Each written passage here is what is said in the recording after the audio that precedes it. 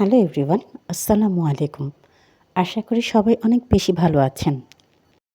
সবজি অত্যন্ত পুষ্টিদায়ক একটি খাবার। আমাদের মাঝে অনেকেই আছে যে বা যারা সবজি খেতে একেবারেই পছন্দ করে না। তাদের জন্য আজকের আমার এই সিম্পল রেসিপিটি আশা করি ভালো লাগবে।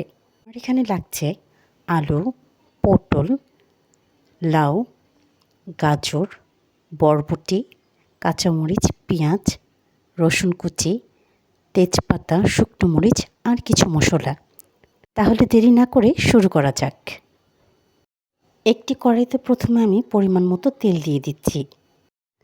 তেল গরম হয়ে এলে এর মধ্যে আমি দিয়ে দিচ্ছি তেজপাতা ও দুটো শুকনো মরিচ। এবার এখানে আমি দিয়ে দিচ্ছি রসুনের কিমা।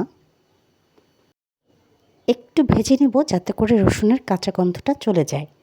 আর এরই সাথে দিয়ে দিচ্ছি এখানে আমি একটি বড় সাইজের পেঁয়াজের কুচি। Please to subscribe my channel and press the bell icon. তাহলে নোটিফিকেশনটি সবার আগে আপনার কাছে যাবে আর আপনি সবার আগে ভিডিওটি দেখতে পাবেন। এখানে আমি দিয়ে দিচ্ছি স্লাইস করে কেটে রাখা 1 কাপ পরিমাণে আলু। এবার এই আলুগুলোকে আমি 2 থেকে 3 মিনিট ভেজে নিচ্ছি। আর এরপরে এখানে আমি দিয়ে দিচ্ছি স্লাইস করে কেটে রাখা গাজর। গাজরও আমি 2 থেকে 3 মিনিট ভেজে নেব, কারণ গাজর সবজি হিসেবে একটু শক্ত হয়ে থাকে।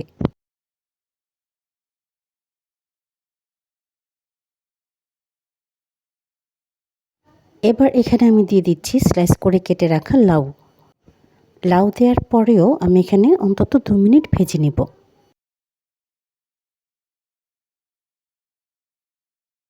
এরই সাথে এখানে আমি অ্যাড করে দিচ্ছি পটল। পটল দেওয়ার পরে অন্তত 1 মিনিট আমি এখানে ভেজে নেব।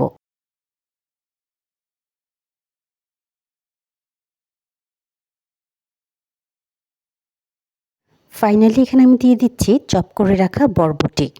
এই বরবটি দেওয়ার পরেও আমি অন্তত মিনিট খানিক ভেজে নিচ্ছি। Please to subscribe my channel and press the bell icon. এবার এই সবজির মধ্যে আমি দিয়ে দিচ্ছি স্বাদ অনুযায়ী লবণ, হাফ চা চামচ শুকনো মরিচের গুঁড়ো, 1.5 চা চামচ পরিমাণে ধনে গুঁড়ো,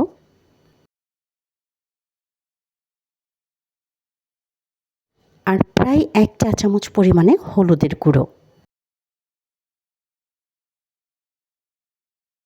এবার এই সব উপকরণগুলো খুব ভালো করে মিশিয়ে নিচ্ছি।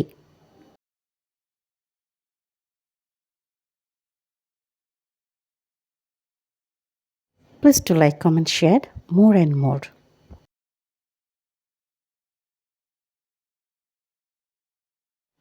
আমার সবজিগুলো কিন্তু খুব ভালো করে কষানো হয়ে গেছে।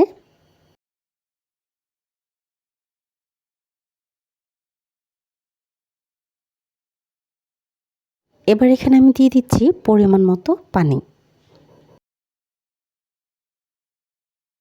এবার এই সবজিগুলোকে একটু নেড়ে দিচ্ছি আর সে সাথে একটু ঢেকে দিয়ে রান্না করে নিচ্ছি, তাহলেই হয়ে যাবে।